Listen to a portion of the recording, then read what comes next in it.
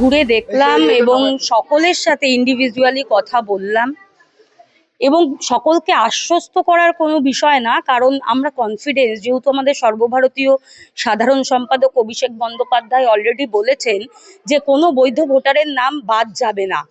সুতরাং যারা বৈধ ভোটার, বিজেপি যদি মনে করে তাদের নাম কোনোভাবে বাদ দেবে এসআইআর এর মাধ্যমে, কখনোই সম্ভব না।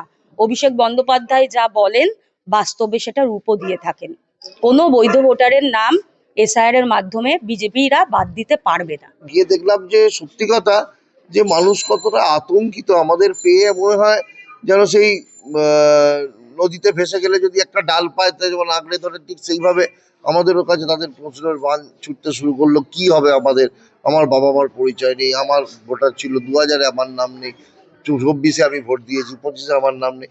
মানে একটা অদ্ভুত পরিবেশ, একটা অদ্ভুত আবহাওয়া তৈরি হয়েছে একটা, যেখানে আমরা দেখতে পাচ্ছি যে সাধারণ মানুষ তো চিন্তিতই, তার সাথে এই ধরনের জায়গাগুলো যেখানে সত্যি কথা তাদের মাথার উপর কেউ নেই, তারা সত্যি খুব চিন্তিত, তারা আতঙ্কিত। চিন্তিত বলবো না, চিন্তা তো সবাই করে, কিন্তু আতঙ্কিত তারা।